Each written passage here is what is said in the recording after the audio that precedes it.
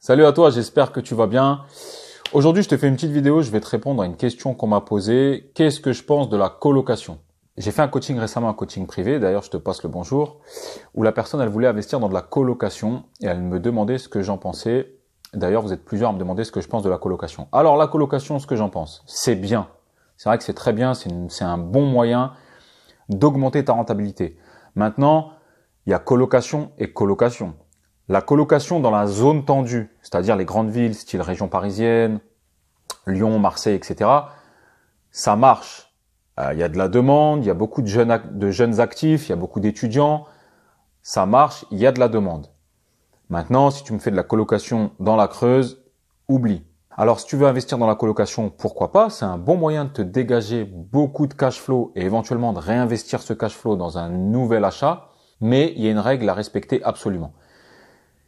Il faut absolument que l'achat que tu vas faire, même si tu prends un loyer classique, il s'autofinance. C'est-à-dire que la colocation, c'est juste la cerise sur le gâteau. Je m'explique. Si tu achètes un F4, donc je te conseille pas plus que F4 parce que F5, après ça fait 4 chambres et là ça devient du n'importe quoi. Pour la colocation, je te conseille vraiment maximum un F4. Il faut absolument que ton achat, même si demain tu le remets en location classique, ça s'équilibre. Que tu sois autofinancé avec la règle des 70-30. Je ne vais pas réexpliquer ce que c'est. Sinon, regarde dans mes précédentes vidéos, j'explique. Il faut absolument que même en location classique, nue ou meublée, ça soit déjà une bonne opération. À partir de là, tu peux faire de la colocation. Il faut absolument pas que tu mises un investissement sur 20 ou 25 ans uniquement sur de la colocation. Il faut que ça reste la cerise sur le gâteau. Pourquoi? On ne sait jamais. Tu sais très bien que ça peut changer. La colocation, demain, ils peuvent commencer à s'y attaquer en imposant des taxes, en imposant de te déclarer, en imposant... Tu les connais les filous, ils vont pas laisser ça éternellement comme ça.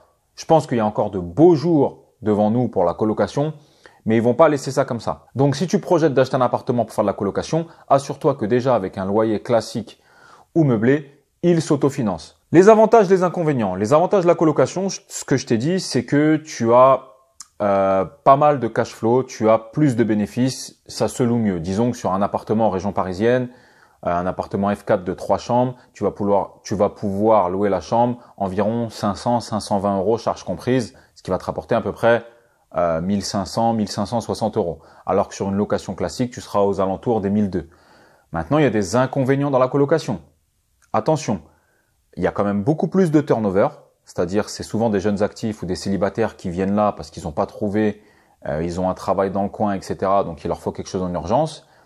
Il y a parfois des mésententes entre les colocataires, donc il y a des règles, vraiment à toi de faire des règles et de fixer un règlement intérieur. Essaye de mettre des gens qui ont à peu près le même emploi du temps.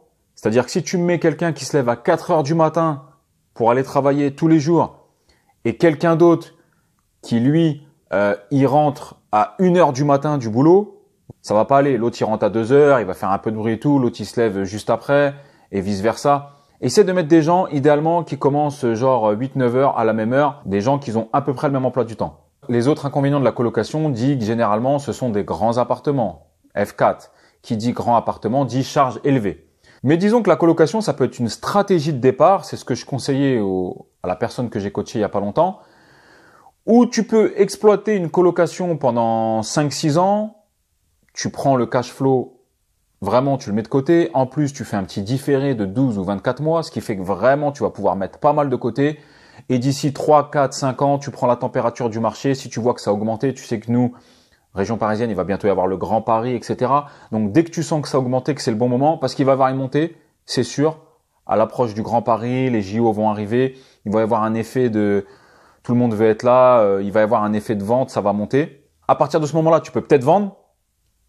Récupérer ton argent plus que tu as mis de côté grâce au différé, etc.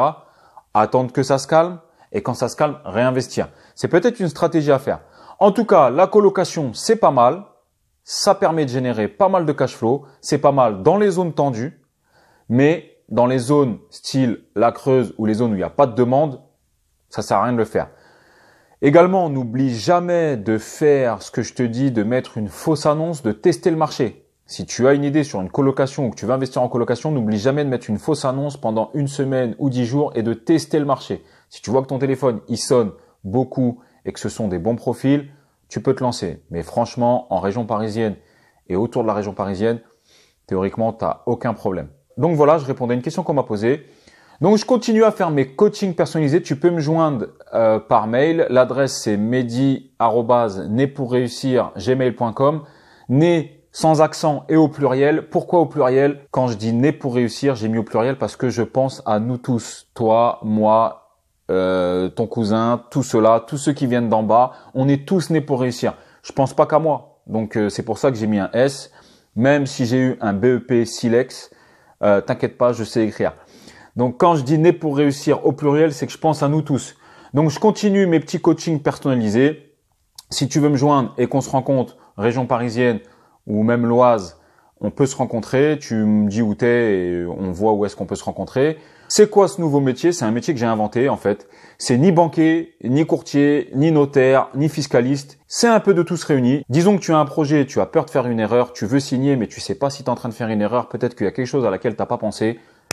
On se rencontre, j'analyse le dossier avec toi, je fais les calculs, je t'explique un peu, on teste la demande et je te donne mon avis sincère, qu'il te plaise ou non. Je te le donne vraiment sincèrement. Non, laisse tomber, c'est une douille. Non, ou alors vas-y, fonce, c'est une affaire. Je te donne mon avis sincère. Disons que avant vraiment de signer le compromis, hop, tu as mon avis. Un avis que j'estime de connaisseur. Donc voilà, c'est un peu ça que je fais. Autre chose, tu ne sais pas par où commencer, tu veux développer une stratégie, tu sais pas s'il faut que tu fasses ça, s'il faut que tu commences par la coloc, s'il faut que tu commences par de la location saisonnière, s'il faut que tu commences par l'immeuble de rapport.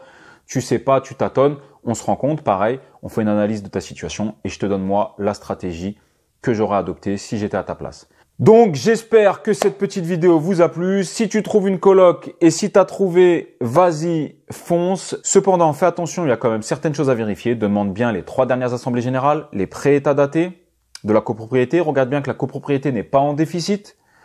Regarde bien qu'il n'y a pas de travaux qui sont à prévoir, de lourds travaux qui seront à prévoir, style toiture, ravalement de façade, partie commune.